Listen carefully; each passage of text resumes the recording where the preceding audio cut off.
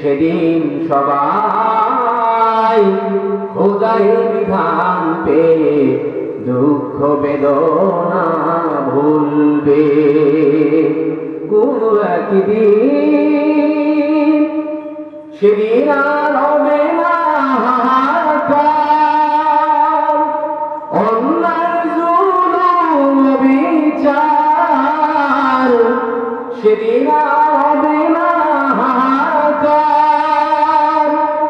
অন্যায় জুলুম বিচার, থাকবে না অনাচার, দুর্নীতি গদাচার, থাকবে না অনাচার, দুর্নীতি গদাচার, সকলে শান্তিতে থাকবে। সেদিন সবাই খোদাই বিধান পেয়ে দুঃখ বেদনা ভুলবে। সেদিন সবাই খোদাই বিধান পেয়ে দুঃখ বেদনা ভুলবে। জোর আওয়াজে বলেন মারহাবা, আর আওয়াজে বলেন মারহাবা। প্রিয় ভাইরা আমার, আপনারা জানলে অত্যন্ত খুশি হবেন, আজকে সিরিয়ায় তারা আনন্দে বিজয়ে তারা কালিমার পতাকা উঠছে। কন্যা সুবহানাল্লাহ। অচিরে দামেস্ক থেকে দিল্লি, দিল্লি থেকে ওয়াশিংটন পর্যন্ত কালিমার পতাকা পথ করে উঠে কথা বলেন, কথা ঠিক কিনা? কোন জালেম আর স্বৈরাচারীর ক্ষমতা নাই। যারা ইসলামকে দুনিয়া থেকে দাবিয়ে দেওয়ার চেষ্টা করেছে, এই কোরআনকে যারা দুনিয়া থেকে দাবিয়ে দেওয়ার চেষ্টা করেছে, কোরআনকে নিশ্চিহ্ন করে দেওয়ার চেষ্টা করেছে, আজ তারাই কিন্তু দুনিয়া থেকে নিশ্চিহ্ন হয়েছে। কথা বলেন, কথা ঠিক কিনা? সুতরাং কোরআনের সঙ্গে আমৃত্যু পর্যন্ত আমাদের সম্পর্ক রাখার দরকার আছে না নাই? আজকে বলবেন না আছে না নাই? আর মুসলমান আমরা যদি কোরআনের সঙ্গে লেগে থাকি, কোরআনের সংস্পর্শ থাকি, আমাদের দাম যিনি বাড়াইয়া দিবেন তিনি কে? আজকে বলবেন না তিনি কে? আজ কোরআন পাওয়ার পরেও কেন মুসলমানরা লাঞ্ছিত, বঞ্চিত, নির্যাতিত হচ্ছে? এর একমাত্র কারণ হলো আমরা কোরআন থেকে ছিটকে পড়ে গেছি, দূর থেকে বহু দূর থেকে। কোরআনের সঙ্গে আমাদের কোনো সুসম্পর্ক আছে কখন? যখন বাপ মারা যায়, মা মারা যায়, রমজান মাস আসে, সারা মাস কোরআনের খতম আর খতম। বাপ মরছে আর মা মরছে, মাদ্রাসায় কয়েকটা তলবে এলিমদেরকে নিয়ে এসে খুব কদর যে বাবা মরা বাপের চতুর্পাশে তলবে এলিমদেরকে বসে কোরআন খতম দেওয়া। বারবার মরা বাপকে একবারে কোরআন খতমের মাধ্যমে জান্নাতে পাঠানোর চেষ্টা করি, আছে না নাই? কিন্তু আল্লাহ পাক শুধু এই জন্য কোরআন নাযিল করেছেন। প্রিয় ভাইরা, আল্লাহ পাক এই জন্য কোরআন কারীম নাযিল করে নাই। তাহলে কেন নাযিল করেছেন? আল্লাহ রাব্বুল আলামিন বলেন, যারা নিজেদেরকে মুসলমান বলে দাবি করো, কোরআন ওয়ালা বলে যারা নিজেদেরকে দাবি করে, আল্লাহ রাব্বুল আলামিন বলেন, আল্লাযীনা আতাইনাহুমুল কিতাবা ইয়াতলুনাহু হাক্কা তিলাওয়াতি। জোরে বলেন আল্লাহু আকবার। আল্লাহ রাব্বুল আলামিন বলেন, আমি যাদেরকে কোরআন দিয়েছি, আমি যাদেরকে কিতাব দিয়েছি, যারা নিজেদেরকে কোরআন ওয়ালা বলে দাবি করে, মুসলমান বলে দাবি করে, তাদের এই কোরআন কারীমের প্রতি এক নম্বর দায়িত্ব হলো এই কোরআন কারীমের যথাযথ হক আদায় করে কোরআন কারীমের তেলাওয়াত তারা করবে। এটা হলো কোরআন কারীমের এক নম্বর দায়িত্ব আমার ভাইরা। দুই নম্বরে, এক নম্বরে কোরআনটা সহিহ শুদ্ধ করে পড়তে হবে। দুই নম্বরে আল্লাহ রাব্বুল আলামিনের কোরআনটা আমাদেরকে বুঝতে হবে। আল্লাহ রাব্বুল আলামিন বলেন, আফালা ইয়াতাদাব্বারুনাল কুরআনা ওয়ালাউ কানা মিন ইনদি গায়রিল্লাহি লাওয়াজাদুহু ফীহি ইখতিলাফান কাসীরা। আমার ভাইয়া, আল্লাহ রাব্বুল আলামিন বলেন, মানুষের কি হলো? তারা কেন কোরআন বোঝে না, কোরআন পড়ে না? দুনিয়াতে বহু বড় বড় সাহিত্যের কিতাব তারা পড়ে, সাহিত্যের কিতাব অধ্যয়ন করে শেষ করে যায়, কিন্তু তারা কেন আমার কোরআনটা তারা বুঝতে চায় না? কেন আমার কোরআনটা পড়তে চায় না? অন্যত্র আল্লাহ রাব্বুল আলামিন বলেন, আফালা ইয়াতাদাব্বারুনাল কুরআনা আম আলা কুলুবিহিম আকফালুহা।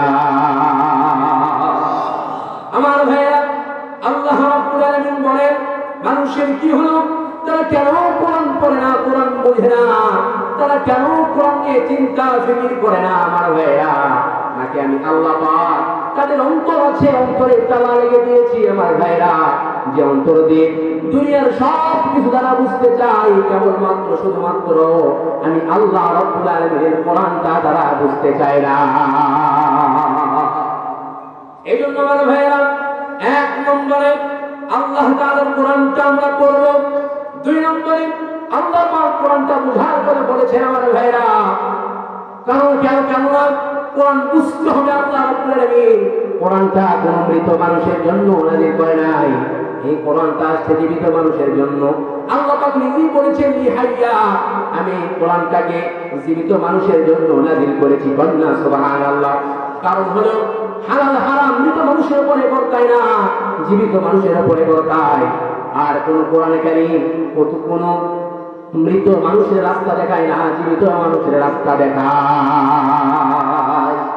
আল্লাহ পাক বলছেন আলিফ লাম রা, কিতাবুন আনজালনাহু ইলাইকা লিতুখরিজান নাসা মিনাল যুলুমাতি ইলান নূর। আমার ভাইরা, আল্লাহ রাব্বুল আলামিন বলেন আলিফ লাম রা, তাহা, ইয়াসিন, আলিফ লাম মিম, এগুলোকে বলা হয় হুরুফে মুকাত্তাআ, বিচ্ছিন্ন হরফসমূহ। আল্লাহু আ'লামু বিমুরাদি, এর অর্থ এবং উদ্দেশ্য সম্পর্কে আল্লাহ তাআলাই ভালো জানেন। আমার ভাইরা, এরপর রব বলছেন কিতাবুন আনজালনাহু ইলাইকা, নবী হে এই নাম কিতাব মহাগ্রন্থ আমি আল্লাহ রাব্বুল আলামিন আপনাকে দান করলাম। এই কিতাবের সাহায্যে বিশ্বের অন্ধকার ছন্নমানগুলোকে, কে সুদের অন্ধকারে ডুবে আছে, কে জুলুমের অন্ধকারে ডুবে আছে, কে পরকীয়ার অন্ধকারে ডুবে আছে, আমার ভাইরা, কে জিনার অন্ধকারে ডুবে আছে, প্রত্যেকটা টুকরাওয়ালা মানুষগুলোকে আপনি একটা একটা করে বের করে আমার ভাইরা কেবলমাত্র শুধুমাত্র জান্নাতের রাস্তা আপনি কেন সিরাতাল মুস্তাকিমের রাস্তা দেখাতে পারে। তাহলে এক নম্বর দায়িত্ব আমাদের কি? কোরআনটা সুন্দর করে পড়বো। রাজি আছেন তো ইনশাআল্লাহ? দুই নম্বরে আমরা ভূমিকা দিব না, মূল আলোচনায় চলে যাবো ইনশাআল্লাহ। দুই নম্বরে আল্লাহ তাআলার কোরআনটা আমাদেরকে বুঝতে হবে। রাজি আছেন তো ইনশাআল্লাহ? মুসলমান ভাইরা আমার, তিন নম্বর আল্লাহর কোরআনে কারিমের প্রতি আমাদের দায়িত্ব হলো কোরআন পড়বো, কোরআন বুঝবো, যা পড়বো আর যা বুঝবো তা দিয়ে নিজেদের ব্যক্তি জীবন, পারিবারিক জীবন, সামাজিক জীবন, আমার রাষ্ট্রীয় জীবন, আমার অর্থনীতি, আমার সমাজনীতি, আমার রাজনীতি, আমার গোটা জীবনে যা কিছু প্রয়োজন আমার ভাইরা কোরআনে কারিমের মধ্যে আছে না নাই? আল্লাহ পাক বলছেন হাযা বায়ানুল লিন্নাসি ওয়া হুদাও ওয়া মাউইযা। জোরে বলেন আল্লাহু আকবার। আল্লাহ পাক বলছে বান্দারে, কোন জিনিসের তোমার প্রয়োজন বান্দা? গোটা মানব গোষ্ঠীর জন্য, মানব জাতির জন্য আমার ভাইরা এই কোরআনটা হচ্ছে একটা স্পষ্ট বর্ণনা। কন্যা সুবহানাল্লাহ। তোমার কোন জিনিসের দরকার বান্দা? তুমি কি চাও বান্দা? এমন কোন বিষয় নাই যেটা তোমার প্রয়োজন, আমি আল্লাহ রাব্বুল আলামিন সেটা কোরআনে কারীম থেকে বাদ দিয়েছি। সব কিছু দিয়ে তিবিয়ানাল লিকুল্লি শাই, সব কিছু দিয়ে কোরআনটা যিনি মোকাম্মেল করেছেন। আজকে বলবেন না মুসলমান, তিনি কে? আর আওয়াজে বলেন তিনি কে? তাহলে এই কোরআনের সঙ্গে এই তিনটা কাজ, এই তিনটা দায়িত্ব আমরা পালন করবো তো ইনশাআল্লাহ। এক নম্বর কোরআনটা সহি শুদ্ধ করে পড়বো, দুই নম্বর আল্লাহ তাআলার কোরআনটা আমরা বুঝবো, তিন নম্বরে যা পড়বো আর যা বুঝবো তা দিয়ে নিজেদের ব্যক্তি জীবন, পারিবারিক জীবন, সামাজিক জীবন, রাষ্ট্রীয় জীবন, আমার অর্থনীতি, আমার সমাজনীতি, আমার গোটা জীবনে যা কিছু দরকার সব কিছু এই কোরআনের আইনকে চলাচল করাবো ইনশাআল্লাহ। কারা কারা এই তিনটা কাজ করবেন? দু হাত তুলে আল্লাহ দেখায় দেন। লিল্লাহি তাকবীর, নারায়ে তাকবীর। আল কোরআনের আলো, আল হাদিসের আলো, নারায়ে তাকবীর।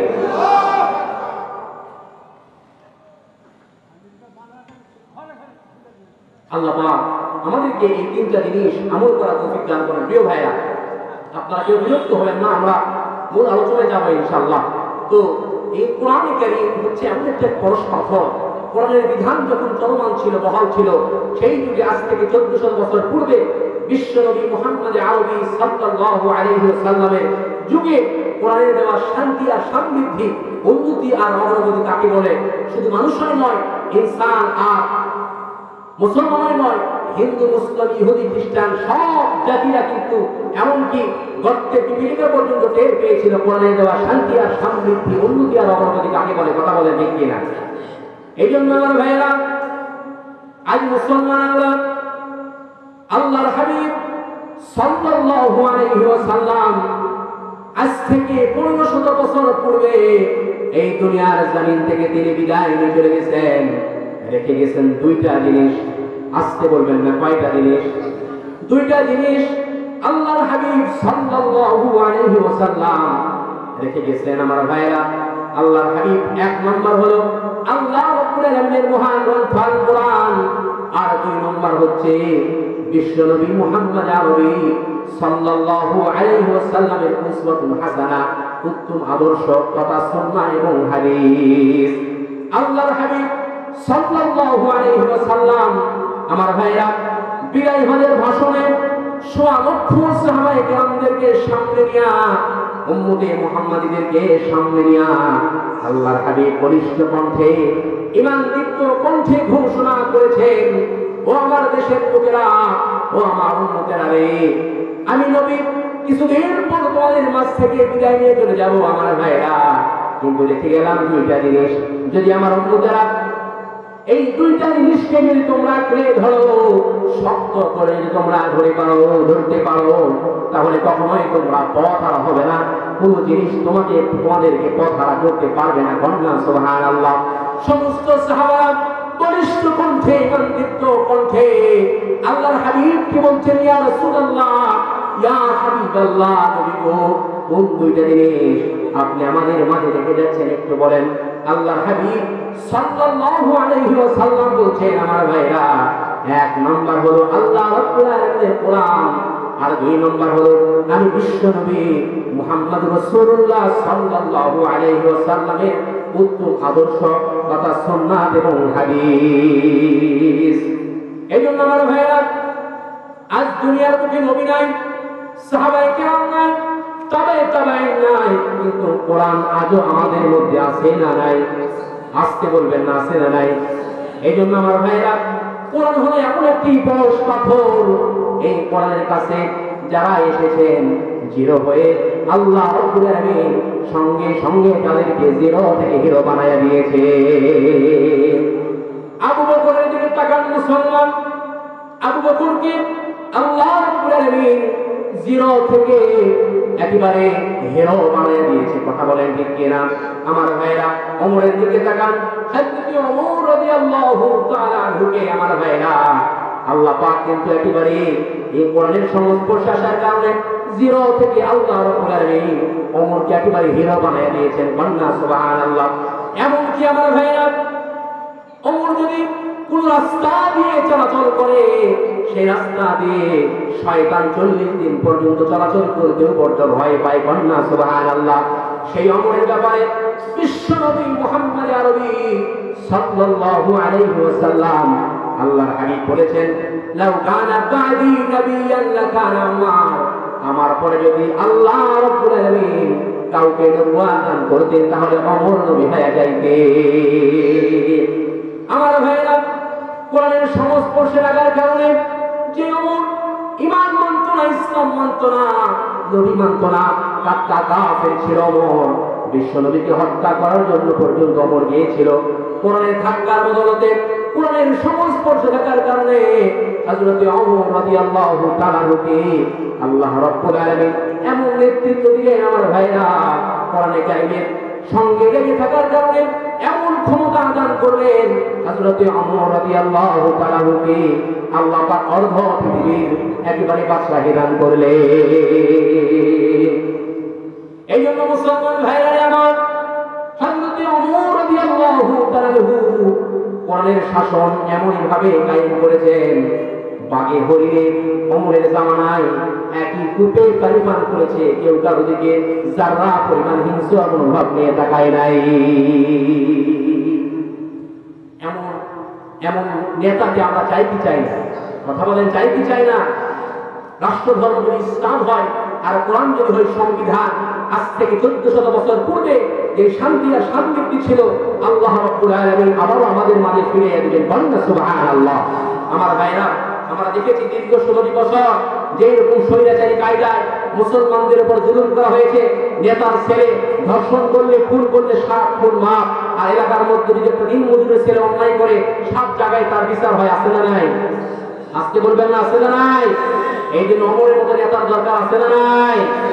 দাও খোদা দাও আবার আমায় ওমর দারাজ দিল, দাও খোদা দাও আবার আমায় ওমর দারাজ দিল, দাও আলীর মতো বীর সেনানী, আলীর মতো বীর সেনানী জাগাতে নিখিল, দাও খোদা দাও আমায় আবার ওমর দারাজ দিল, হামজাকে দাও ঘরে ঘরে জীবন দিতে অকাতরে, হামজাকে দাও ঘরে ঘরে জীবন দিতে অকাতরে, আমার কাবা ভাঙতে রে, আমার কাবা ভাঙতে রে পাঠাও আবাবিল, দাও খোদা দাও আমায় আবার ওমর দারাজ দিল, দাও খোদা দাও আমায় আবার ওমর দারাজ দিল। সবাই বলেন মারহাবা। ওমরের মতো নেতা দরকার আছে না নাই? আমার ভাইরা, কেমন করে রাষ্ট্র পরিচালনা করেছিলেন হযরত ওমর? হযরত ওমর রাদিয়াল্লাহু তাআলা কোরআনের সংস্পর্শে লেগে থাকার কারণে হযরত ওমর অর্ধ পৃথিবীর দায়িত্ব পেয়েছিলেন। আমার ভাইরা, কোরআন নিয়ে পুরো রাষ্ট্র পরিচালনা করেছেন। আমার ভাইরা, কোন মানুষের দিকে ইনসাফি কোনো কাজ কাম করে নাই, প্রত্যেকটা মানুষকে ইনসাফ ভিত্তিক সব কিছু প্রতিষ্ঠা করেছেন।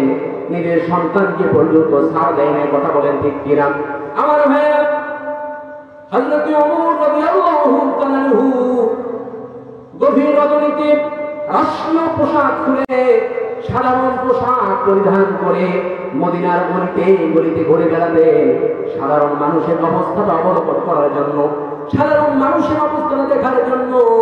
হযরত ওমর রাদিয়াল্লাহু তাআলা সাধারণ পোশাক খুলে যখন মদিনার গলিতে গলিতে চলাচল করেছেন, আমার ভাইরা, হযরত ওমর দেখেন পাহাড়ের পাদদেশে একটা তাঁবু টানানো, তাঁবুর সাইডে যেন একটা চুলার মধ্যে টিম টিম করে আলো জ্বলছে।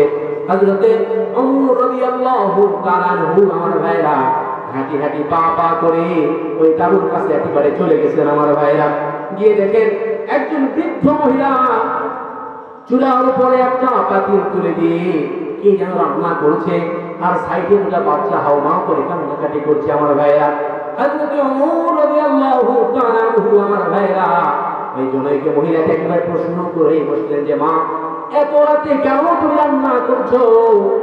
এই রান্না যদি তুমি আগে ভাগে করতা তাহলে তোমার বাচ্চাদেরকে খাওয়ায়া তুমি নিজে ঘুমাইতে পারতা, তারাও ঘুমাইতো, কান্নাকাটি করতো না। এই কথা বলার সঙ্গে সঙ্গে হযরত ওমর রাদিয়াল্লাহু তাআলা যেই না কথা বলেছেন, জনৈক মহিলা সঙ্গে সঙ্গে বলছেন, বাবা, হে পথিক, তোমাকে চিনি না, তুমি কে?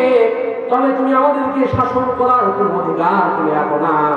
আর তুমি একটি কথা শুনে রাখো, আমরা মদিনার কোনো লোক নই, আমরা অমুক রাষ্ট্র থেকে অমুক দেশ থেকে এসেছি মদিনার বাদশার কাছে কিছু ত্রাণ নেওয়ার জন্য, সাহায্য নেওয়ার জন্য। কিন্তু দিনের বেলায় এত ভিড় ছিল, মানুষের সমাগম ছিল, যার কারণে কোন ক্রমে আমরা বাদশার কাছে যাইতে পারি নাই। আর তুমি কি বললাম আমি কি রান্না করছি? আসলে এই চুলার মধ্যে আমি কোনো কিছু রান্না করি নাই, এই চুলার মধ্যে কিছু পানি নিয়েছি আর কয়েকটা পাথর নিয়ে নাড়াচাড়া করছি। আমি আমার সন্তানদেরকে বোঝানোর চেষ্টা করতেছি যে বাবা এই বুঝে রান্না হয়ে গেল, একটুখানি তোমরা দেরি করো, তোমাদেরকে খাওয়াইবো। কিন্তু আমার সন্তানরা 3 দিন 4 দিন যাবত ধরে কোনো কিছু খায় নাই, এত ক্ষুধার্ত, যার কারণে কোনো ক্রমে তাদের চোখে কোনো ঘুম নাই। হযরত ওমর রাদিয়াল্লাহু তাআলা আমার ভাইরা এই কথা যেই না শুনেছেন, হযরত ওমরের চোখ দিয়ে টপ টপ করে চোখ দেবে নাকের লাগাবে জমিনে পানি পড়া শুরু করেছেন আমার ভাইরা। হযরত ওমর রাদিয়াল্লাহু তাআলা জনৈক মহিলাকে বলতেন যে মা দেখি গভীর রাত্রিতে তোমাদের জন্য কিছু ব্যবস্থা করা যায় কিনা। এই কথা বলেন হযরত ওমর রাদিয়াল্লাহু তাআলা আমার ভাইরা সঙ্গে সঙ্গে স্থান প্রত্যাবর্তন করলেন। বাইতুল মালের দায়িত্বরত হযরত আসলাম রাদিয়াল্লাহু তাআলাকে ডাক দিয়ে বলতেন আসলাম রে জলদি করে বাইতুল মালের দরজা তুমি খুলে দাও। দরজা খুলে দেওয়া হলো। দরজা খুলে দিয়ে হযরত আসলাম রাদিয়াল্লাহু তাআলাকে বলছেন আসলাম রে তাড়াতাড়ি বাইতুল মালের মধ্যে যে আটা পেঁয়াজ রসুন আদা ময়দা যা আছে সব কিছু জলদি করে বস্তার মধ্যে তুমি ভরাও, জলদি করে বস্তা তুমি বোঝাই করো। হযরত আসলাম রাদিয়াল্লাহু তাআলা আমার ভাইরা সঙ্গে সঙ্গে বস্তার মধ্যে আটা তরি তরকারি আদা রসুন পেঁয়াজ সব কিছু করে ভরাইলেন। বস্তা বাঁধা হয়ে গেল। এবার হযরত ওমর রাদিয়াল্লাহু তাআলা আসলামকে বলছে আসলাম বস্তাটা আমার কাঁধে তুলে দাও, বস্তাটা আমার কাঁধে তুলে দাও। হযরত আসলাম রাদিয়াল্লাহু তাআলা আমার ভাইরা হযরত ওমর রাদিয়াল্লাহু তাআলাকে বলছেন আমিরুল মুমিনিন এটা আপনি কি বলছেন? এই বস্তা বহন করার দায়িত্ব তো আমার, এটা আমি নিয়ে যাচ্ছি। হযরত ওমর রাদিয়াল্লাহু তাআলা আমার ভাইরা এই কথা বলার সঙ্গে সঙ্গে বৃদ্ধ আসলাম যে দৃশ্য আমি আজকে দেখে এসেছি এই দৃশ্যের জন্য কাল কিয়ামতের ময়দানে তোমাকে পাকড়াও করা হবে না। কথা না বলে জলদি তুমি আমার কাঁধে বস্তাটা তুলে দাও। আমার ভাইরা হযরত ওমর রাদিয়াল্লাহু তাআলা এই কথা বলে নিজের কাঁধে রাষ্ট্র প্রধান একজন নেতা নিজের কাঁধের উপরে বস্তাটা তুলে নিয়ে হাঁটি হাঁটি পা পা করে তাঁবুর কাছে চলে গেলেন। আমার ভাইরা তাঁবুর কাছে যাওয়ার পরে বস্তাটা ফলাইলেন। বস্তার মধ্যে আটা ময়দা যা কিছু আছে সব কিছু বের করে জনৈক মহিলাকে বললেন মা আপনি এগুলো দিয়ে রুটি বানান আর আপনাকে আমি তরি তরকারি রান্নার কাজে সাহায্য সহযোগিতা করছি। হযরত ওমর নিজেও সাহায্য সহযোগিতা করেছেন। আমার ভাইরা যখন রুটি একেবারে বানানো হয়ে গিয়েছে হযরত ওমর রাদিয়াল্লাহু তাআলা জনৈক মহিলাকে বলছেন মা আপনি নিজে খান আর আপনার সন্তানদেরকে আমি খাওয়াচ্ছি। এই কথা বলে হযরত ওমর রাদিয়াল্লাহু তাআলা ছোট্ট ছোট্ট দুটি সন্তানকে উরুর উপরে বসে নিয়ে রুটি ছিঁড়ে ছিঁড়ে তিনি খাওয়াচ্ছেন। আমার ভাইরা রুটি ছিঁড়ে খাওয়াচ্ছেন। জনৈক মহিলা লক্ষ্য করে দেখেন হযরত ওমর রাদিয়াল্লাহু তাআলা যখন বাচ্চাদেরকে রুটিগুলো ছিঁড়ে ছিঁড়ে খাওয়াচ্ছেন তখন ওমরের চোখ দিয়ে দর দর করে পানিগুলো চোখ বেয়ে বেয়ে নাকের ডগা বেয়ে জমিনে দাড়ি মোবারক ভেঙে টপ টপ করে জমিনে পড়তেছে। আমার ভাইরা মহিলা এক পর্যায়ে বলে ফেললেন যে বাবা জানি না তুমি কে, তোমাকে তো আমি চিনি না, তবে আমার মন বলছে মদিনার রাষ্ট্রপ্রধান যদি ওমর না হয়ে তোমার মতো যুবক হইতো তাহলে আমাদের ভাগ্য মনে হয় আরো আগে আমাদের ভাগ্য খুলে যেত। এই কথা বলার সঙ্গে সঙ্গে হযরতে ওমর রাদিয়াল্লাহু তাআলা নিজের পরিচয় গভীর রাত্রিতে নিজের পরিচয় দিয়ে তিনি আর প্রশংসা করলেন না। বাহবা নেওয়ার জন্য নিজের পরিচয় আর দেয় নাই। আমার ভাইরা পরিচয়টা গোপন রাখলেন এবং জনৈক মহিলাকে আশ্বাস দিলেন যে মা আপনি আগামীকাল বাদশার দরবারে যাবেন, সেখানে আমাকে দেখতে পাবেন, সেখানে আমাকে পাবেন এবং আমি আপনাকে আরো কিছু ত্রাণ আরো কিছু সাহায্য দেওয়ার চেষ্টা করবো। মা মহিলা সত্যি সত্যি পরের দিনে বাদশার দরবারে চলে গেলেন। মহিলা তার সন্তানদেরকে নিয়ে পরের দিন যখন বাদশার দরবারে চলে গেলেন আমার ভাইরা দূর থেকে হযরত ওমর রাদিয়াল্লাহু তাআলা সিংহাসনে দেখতে পেয়ে মহিলা বুঝতে পারলেন যে কি রে গত রাতে 18 বস্তা কাঁধে নিয়ে হাঁটি হাঁটি পা পা করে কাবুর কাছে যে যুবকটা গিয়েছেন সেটা তো সাধারণ কেউ নয়, সেটা হচ্ছে মদিনার রাষ্ট্রপ্রধান হযরতে ওমর। আমার ভাইরা, মহিলা দৌড়ে গিয়ে হযরতে ওমর রাদিয়াল্লাহু তাআলা আনহুর কাছে দুই হাত ধরে বলছেন, বাবা গত রাতে না জানার কারণে তোমার মনে অনেক কষ্ট দিয়েছি, দুঃখ দিয়েছি, বাবা তুমি আমাকে ক্ষমা করে দাও। হযরতে ওমর রাদিয়াল্লাহু তাআলা আনহু আমার ভাইরা জনৈক মহিলাকে তার হাত চেপে ধরে সঙ্গে সঙ্গে বললেন, মা না জানার কারণে আমি আপনার কাছে আগে যাইতে পারি নাই, আপনি আমাকে মাফ করে দেন। যদি আপনি আমাকে যদি ক্ষমা না করে দেন, কাল কিয়ামতের ময়দানে আল্লাহ রাব্বুল আলামিনের আসামির কাঠগড়ায় আমাকে দাঁড়াতে হবে। তাহলে একটুখানি চিন্তা করেছেন আমার ভাইরা, একজন রাষ্ট্রপ্রধান হযরতে ওমর রাদিয়াল্লাহু তাআলা আনহু কোরআন ভিত্তিক, ইসলাম ভিত্তিক, কোরআন অনুযায়ী যদি দেশটা পরিচালনা হয়, কোন মানুষের উপর কি ন্যায় বিচার হবে? কথা বলেন। প্রত্যেকটা মানুষ কিন্তু সবকিছু ইনসাফ ভিত্তিক সবকিছু তারা পাবে। প্রিয় ভাই আমার, আজ দেখেন দীর্ঘ 17 বছর ধরে আমরা অনেক নেতাকে দেখেছি এবং এই যে গরিব মানুষের যে একটা কার্ড করা হয়, এটা পর্যন্ত দুর্নীতি আছে না নাই? কার্ডটা সরকারিভাবে ফ্রি আসে, কিন্তু এর মধ্যে হাজার হাজার লাখ লাখ টাকা এদিক সেদিক হয়েছে কি হয় না? কথা বলে। তাহলে আমার ভাইরা, আমরা যা কিছু করেছি অতীতে, ভাই বুবু চাচা ভাবি সব টাকা শেষ, আগামীতে কোরআনের হবে বাংলাদেশ। কথা বলে ঠিক কিনা? রাজি আছেন তো ইনশাল্লাহ? এই জন্য কোরআন যদি রাষ্ট্র কায়েম হয়ে যায়, কোন মানুষের উপর কোন জুলুম নির্যাতন অবিচার হবে, প্রত্যেকটা মানুষ কিন্তু ন্যায় বিচার পাবে। প্রিয় ভাইরা আমার, তাহলে কোরআন হলো এমন একটি পরশ পাথর, যে মানুষরা কোরআনের কাছে এসেছে জিরো থেকে আল্লাহ রাব্বুল আলামিন তাদেরকে হিরো বানাইয়া দিয়েছেন। সুবহানাল্লাহ। সেজন্য এই কোরআনের সঙ্গে লেগে থাকা দরকার আছে না নাই? আমার ভাইরা, এই জন্য কোরআন যে 1 নম্বরে আমরা পড়ব, 2 নম্বরে আল্লাহ রাব্বুল আলামিনের কোরআনটা আমরা বুঝবো, 3 নম্বরে যা পড়বো আর যা বুঝবো তা দিয়ে নিজেদের ব্যক্তি জীবন, পারিবারিক জীবন, সামাজিক জীবন, রাষ্ট্রীয় জীবন সব কিছু আমরা কোরআন অনুযায়ী আমরা পালন করবো আমার ভাইয়েরা। কারণ দেখেন আমার ভাইয়েরা, রাষ্ট্র ধর্ম যদি ইসলাম হয় আর কোরআন যদি রাষ্ট্রের বিধান হয়, আমার ভাইয়েরা রাষ্ট্রপ্রধানের দায়িত্ব হলো ন্যায় বিচার করা। কথা বলেন ঠিক কিনা? ইনসাফ ভিত্তিক প্রতিষ্ঠা করা, ন্যায় বিচার করবে আমার ভাইয়েরা, এটা হচ্ছে রাষ্ট্রপ্রধানের দায়িত্ব। রাষ্ট্রপ্রধান যিনি হবেন তিনি সুন্দর করে ন্যায় বিচার করবেন। হযরত ওমর রাদিয়াল্লাহু তাআলা আনহু কেমন ন্যায় বিচার করেছিলেন, রাষ্ট্রের মধ্যে কেমন ইনসাফ ভিত্তিক সব কিছু তিনি প্রতিষ্ঠিত করেছিলেন আমার ভাইয়েরা। হযরত ওমর কিন্তু খলিফা ছিলেন, আর খলিফার দায়িত্ব হলো ন্যায় বিচার করা। তার দরবারে তার সন্তান আবু শামার বিরুদ্ধে একটি মামলা হয়েছিল আমার ভাইয়েরা। হযরত ওমর রাদিয়াল্লাহু তাআলা আনহু বাড়িতে আসার পরে দেখেন তার সন্তান আবু শামা খাবার খাচ্ছে।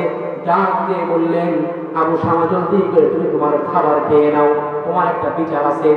যেই না বলেছেন আমার ভাইরা, সঙ্গে সঙ্গে তার খাওয়া বন্ধ হয়ে গিয়েছে। বাবাও যেমন সন্তান বানিয়েছেন সেই রকম, আর আমরা বাবাও যেমন সন্তান ওই রকম 2 নম্বর আছে না নাই? বাবা খেত লাল পানি, এমন সন্তান এই পলাশের জমিনে আছে। ও গাঞ্জা খায়, বাবা খায়, আছে না নাই? আসতে বলবেন আছে না নাই? তাহলে হযরত ওমর রাদিয়াল্লাহু তাআলা আনহু বাড়িতে আসার পরে দেখেন নিজের পরিবার টুকরা সন্তান আবু শামা খাবার খাচ্ছে। ডাক দিয়ে বলেন, আবু শামা জলদি করে খাবার খেয়ে নাও, তোমার একটা বিচার আছে। যেই না বলেছেন পর খাওয়া গেছে বন্ধ হয়ে। ডাক দিয়ে বলতেছেন, আব্বা আমার বাবাও যেমন সন্তানও সেই রকম 2 নম্বর, বাবাও যেমন সন্তানও সেই রকম, আর আমরা বাবাও যেমন সন্তান ওই রকম 2 নম্বর। আমার ভাইরা, হযরতে ওমর রাদিয়াল্লাহু তাআলা আনহুর স্ত্রী কাছে এসে জিজ্ঞাসা করেছেন কি হয়েছে। হযরতে ওমর রাদিয়াল্লাহু তাআলা আনহু বললেন, আমার সন্তান আবু শামার বিরুদ্ধে একজন মহিলা মামলা দিয়েছে, সে নাকি অমুক মহিলার নাতির সঙ্গে জিনা করেছে, ধর্ষণ করেছে। এই কথা শুনে হযরতে ওমর রাদিয়াল্লাহু তাআলা আনহুর স্ত্রী কিছুটা বিচলিত হয়ে পড়লেন। চিন্তা করলেন, এ তো স্বাভাবিক কোনো মানুষ নয়, আল্লাহর কোরআন ছাড়া, আল্লাহর আইন ছাড়া তো একে বিচার করবেন আমার ভাইয়েরা। হযরত ওমর রাদিয়াল্লাহু রাদিয়াল্লাহু তাআলা স্ত্রী সঙ্গে সঙ্গে পেছনের দরজা দিয়ে নিজের সন্তানকে বাঁচানোর জন্য চেষ্টা করলেন। হযরত ওমর কি বলছেন, স্বামী গো, আমার সোনা গহনা, টাকা পয়সা যা কিছু আছে সব কিছু আমি আপনাকে দিয়ে দিচ্ছি, এই সব কিছু বিনিময় হইলেও মেয়েটাকে অন্তত ম্যানেজ করা যায় কিনা দেখেন, আমার সন্তানটাকে একটু বাঁচান। আমার ভাইরা, এই কথা বলার সঙ্গে সঙ্গে হযরত ওমর রাদিয়াল্লাহু তাআলা আনহুর চেহারাটা একেবারে লাল হয়ে গেল, রক্তাক্ত হয়ে গেল। রাগান্বিত হয়ে চিৎকার দিয়ে বললেন, স্ত্রী, তুমি কি আল্লাহর বিধান হতে আমাকে সরাতে চাও? জলদি করে তুমি এখান থেকে সরে যাও। আমার ভাইরা, হযরত ওমর রাদিয়াল্লাহু তাআলা নিজের কলিজার টুকরা সন্তান আবু শামাকে ডাক দিয়ে বলতেছেন, আবু শামা, তোমার বিরুদ্ধে যে অভিযোগ উঠেছে এটা সত্য নাকি? সন্তান কয়, হ্যাঁ বাবা, বন্ধু বান্ধবদের পাল্লায় পড়ে আমি নাবিস খেয়েছিলাম, ব্রেন ঠিক ছিল না, মাথাটা বিগড়ে গিয়েছিল, যার কারণে আবেগে পড়ে কাজটি আমি করে ফেলেছি, আপনি দয়া করে অন্তত আমাকে মাফ করে দেন। হযরতে ওমর রাদিয়াল্লাহু তাআলা আনহু ওই কলিজার টুকরা সন্তান আব্দুল্লাহ, আমার বাবারে, ক্ষমা যদি চাইতে হয় আমার কাছে না, তুমি আল্লাহর কাছে ক্ষমা চাও, কারণ বিচার যেটা আছে সেটা আমি আল্লাহর কোরআন দিয়ে করব, কারণ জাহান্নামের কঠিন আগুন থেকে তোমাকে বাঁচাতে চাই। আমার ভাইরা, এই কথা বলে প্রধান বিচারপতিকে হযরত ওমর ডাক দিলেন, জল্লাদ আরম্ভ করেছে চাবুক মারা। আমার ভাইরা, চাবুক মারা শুরু করেছে। হযরত ওমর রাদিয়াল্লাহু তাআলা কথা মতো চাবুক মারা শুরু করেছে। 80টা ব্যাগ মারা হয়ে গিয়েছে। আমার ভাইরা, সূরা নূরের মধ্যে আল্লাহ রাব্বুল আলামিন বলেন, আয-যানিয়াতু ওয়াজ-যানি ফাজলিদু কুল্লা ওয়াহিদিন মিনহুমা মিয়াতা জালদা। জোরে বলেন আল্লাহু আকবার। আমার ভাইরা, জিনার যে বিচার ব্যবস্থা আছে এই আয়াতে কারিমা পড়ার পরে সঙ্গে সঙ্গে শুরু হয়ে গেলেন। আমার ভাইরা, জল্লাদ 80টা ব্যাগ মারছে, তাও চামড়ার চাবুক দিয়ে। সন্তান জমিনে বেহুশ হয়ে গিয়েছে, মুখ দিয়ে একেবারে নাক মুখে রক্ত ওঠা শুরু করেছে। আমার ভাইরা, সন্তান জমিনে বেহুশ হয়ে গিয়েছে, কিন্তু আরো 20টা মারা লাগবে, আরো 20টা মারতে হবে। আমার ভাইরা, এক পর্যায়ে সন্তান একেবারে মরার উপক্রম হয়ে গেছে, সন্তান নাক মুখে রক্ত উঠে একেবারে মারা গেছে। আমার ভাইরা, হযরত ওমর চিৎকার দিয়ে নিজের কলিজার টুকরা সন্তানকে, নিজের স্ত্রী দৌড়ে এসে ওমরের পা চেপে ধরলেন আর বলছেন, স্বামী গো, অন্তত সন্তান বেহুশ হয়ে পড়ে গেছে, অন্তত আজকের মতো এরে মাফ করে দেন, আগামীতে আপনি আবার মারবেন।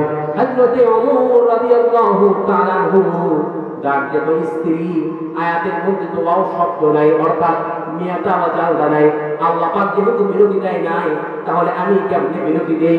আমার দয়া আল্লাহর চাইতে বেশি নাকি?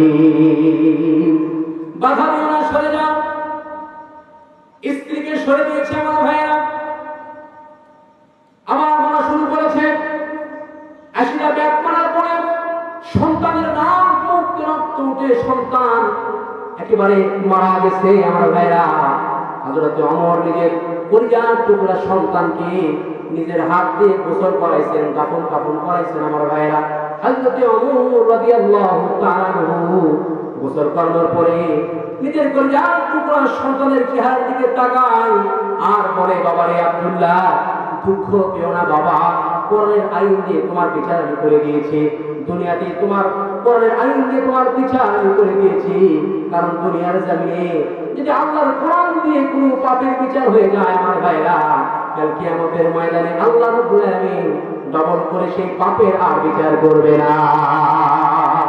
আব্দুল্লাহ কলিজার টুকরা সন্তান, দুঃখ পেও না, কষ্ট পেও না বাবা, তোমারে বিদায় করে দিলাম, কারণ কাল কিয়ামতের ময়দানে জাহান্নামের কঠিন আগুন থেকে আমি তোমাকে বাঁচাতে চাই।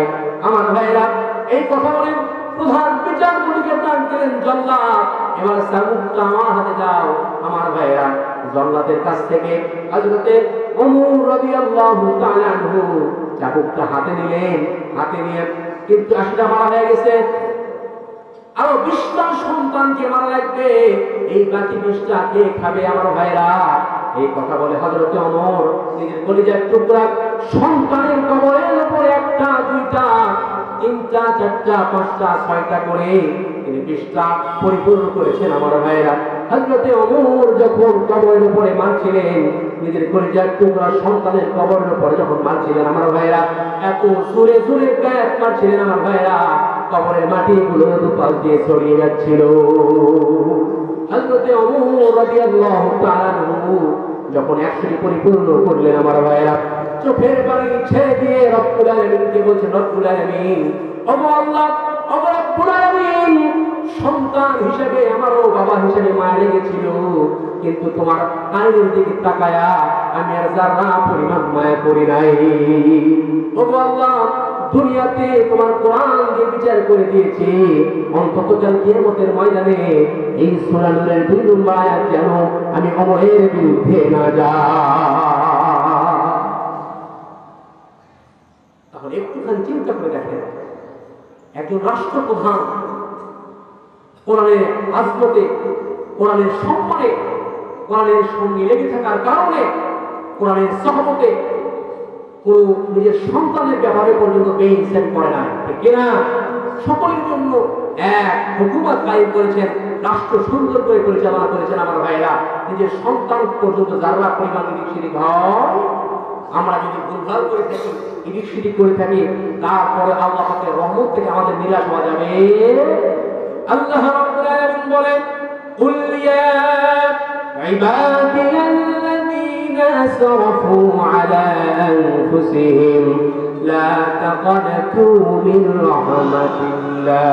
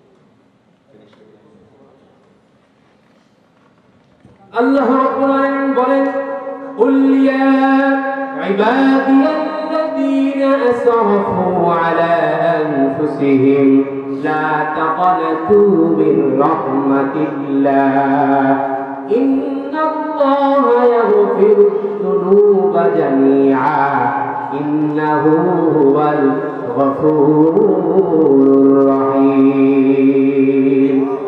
আল্লাহ রাব্বুল আলামিন বলেন, বান্দা গুনাহ করেছো, ভুল করেছো, অন্যায় করেছো, আমি আল্লাহ রাব্বুল আলামিনের রহমত থেকে তোমরা নিরাশ হয়ো না, আমার দয়া থেকে তোমরা ছিটকে পড়ে যাও না।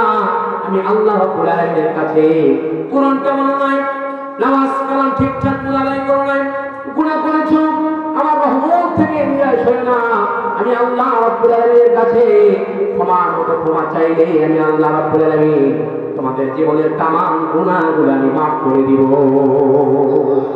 আল্লাহ রাব্বুল আলামিন বলেন, ইন্নাহু লা ইয়াইআসু মির রাউহিল্লাহি ইল্লাল কওমুল কাফিরুন।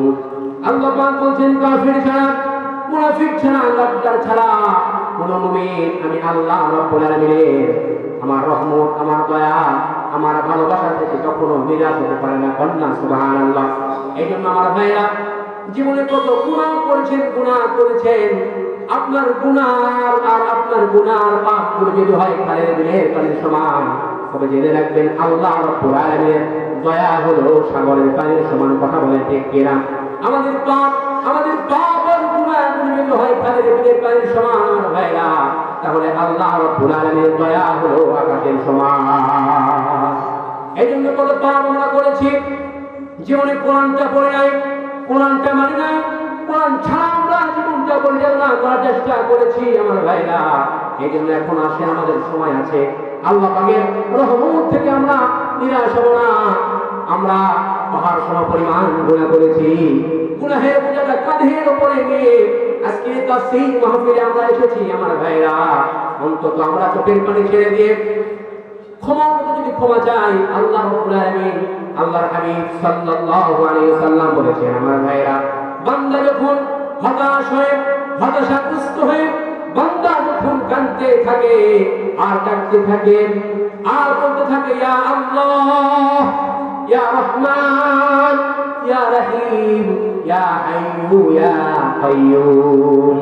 বিশ্বকবি কবি সম্রাট আল্লামা ইকবাল রহমাতুল্লাহি আলাইহি বলেছেন, দিল সে जो बातें निकलती है दिल से जो बातें निकलती है असर रखती है पर नहीं मगर तौक़ते परवाज़ रखती है।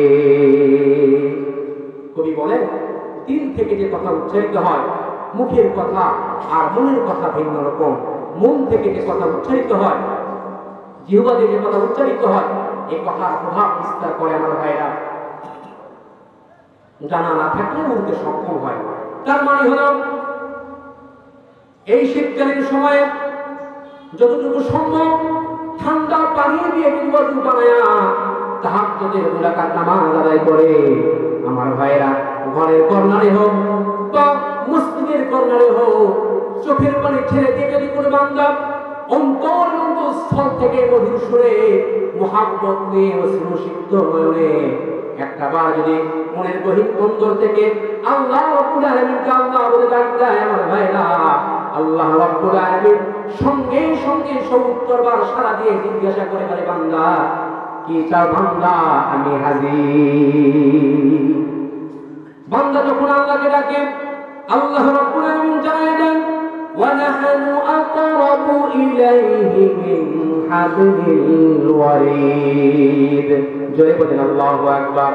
আমার ভাইরা, বান্দা যখন ডাকে আল্লাহ রাব্বুল আলামিন শুনিয়ে দিচ্ছেন যে বান্দা তোমাদের সারা রোগ আছে, তোমাদের সারা রোগের উপরে মাথাটা বসানো আছে আমার ভাইরা। আল্লাহ রাব্বুল আলামিন বলেন, আমি তোমার সারা রোগের থেকেও বেশি নিকটে আছি। তাহলে সে আল্লাহকে ডাকা দরকার আছে না নাই?